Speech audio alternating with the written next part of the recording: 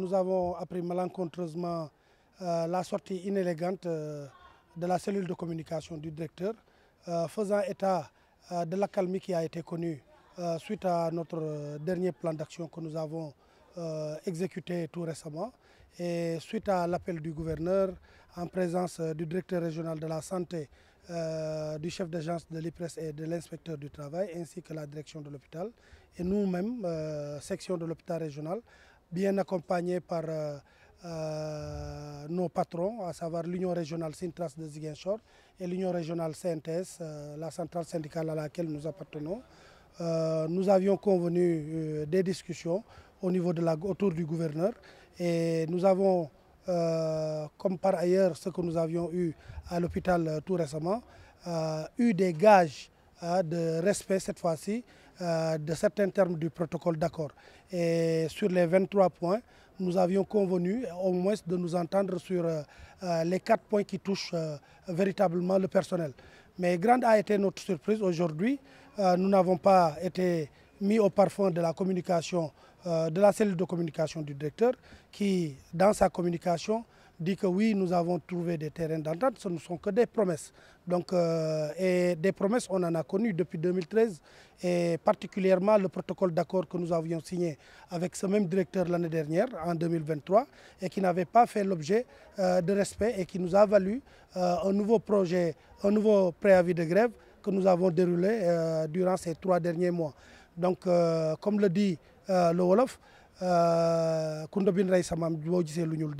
autrement dit, nous sommes des saint Thomas aujourd'hui et que tant que nous ne verrons pas ce qui nous a été promis, il n'est pas du tout question que nous lâchions prise. Donc la seule vice de forme, c'est que le directeur, à travers son chargé de communication, a communiqué sur un semblant de levée du mot d'ordre. Et nous sommes des syndicalistes, il y a une nuance entre lever le mot d'ordre et suspendre le mot d'ordre. Ce que nous voulions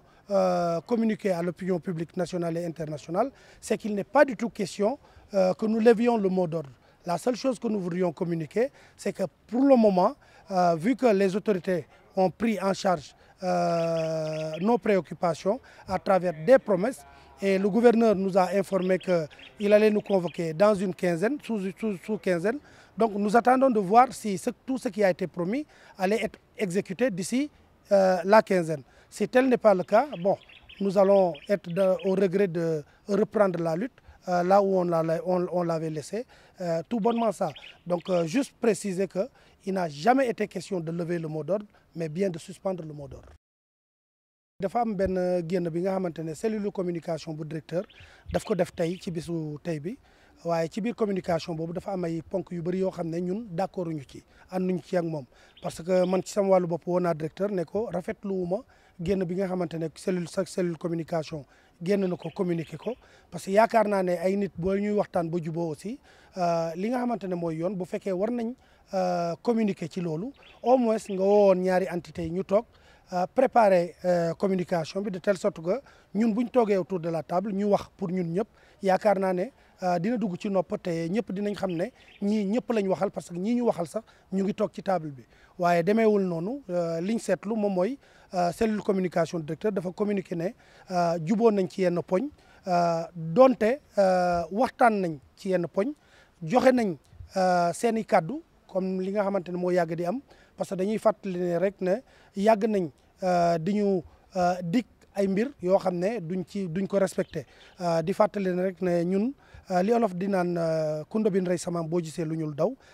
ñuy fàttali ko rek ne daaw année 2023 xaatimoon nañ benn protocole d'accord ak directeur protocole d'accord boo xam ne tënkuwu ci respecté wu ko loolu taxoon ren ñu jëlaat beneen préavis de grève boo xam ne même poñ yi nga xamante ne moom lañ juboo woon daaw moom lañ ci dugalaatoon ba ñetti weer yi ni perturbation bi nga xamante ne moo amoon hôpital régional looloo ko waraloon léegi nag waxtaan nañ ñun suñu biir juboowuñu waaye biñ demee ba yëf yi xaw a jéggi dayo ki nga xamante ne moom moo fi toogal président de la république muy son excellence monsieur le gouverneur Mor Talla Tine convoqué ñu bañ demee mu ànd ceeg directeur régional de la santé ànd ceeg inspecteur régional du travail ak chef d'agence su IPRES bi ak direction hôpital waaye ñun itam ñëwoon nañ fa section hôpital régional bu Ziguinchor waaye aussi suñu kilifa yi ñëwoon nañ muy union régionale Sintras bi ñu bokk waaye union régionale aussi centrale syndicale bi CNTS bu Ziguinchor nga xamante ne mooy centrale bi nga xamante ne ñun foofu lañ bànqaasoo waaye ci biir communication bi dañoo dégg chargé de communication bu directeur ne juboon nañ ci ay poñ yu bëri ba looloo waral dañuy yëkkati suñu tànk maanaam dañuy lever mot d'ordre bi par rapport ak mouvement d'humeur bi ñuy def loolu lañ bëgg a wax ne wax day leer pour mu mun a dugg ci ay nopp yu wér xam nga boromam mun ko comprendre fii wax bi nekkul lever mot d'ordre ñun décidé wuñu lever mot d'ordre parce que comme ni ma ko waxee léegi mënuñu saa su ne ñuy nax ñu ñëw parce que dañ ñoo dig rek ñu naan dañuy lever mot d'ordre li nga xamante ne mën nañ ci ànd ak ñoom moom mooy dañuy suspendre maanaam dañuy ajandi suñu mot d'ordre maanaam suñu waay grève bi ñuy def ajandi ko parce que gouverneur daf ñu ñaan fukki fan ak juróom yi nga xamante ne dinañu woowaat pour ñu xool poñ yi nga xamante ne moom lañ juboo ndax respecté nañ ko wala respecté wuñ ko bu boobaa nag bu fekkee nekk na loo xam ne respecté nañ ko bon ñu mun a xam ne ñëpp mun a seetandoo xamal ne juboo am na waaye bu fekkee respecté wuñ ko ñun dañuy ajji suñu mot d'ordre de grève bi nga xam ne dañ ko ajandi woon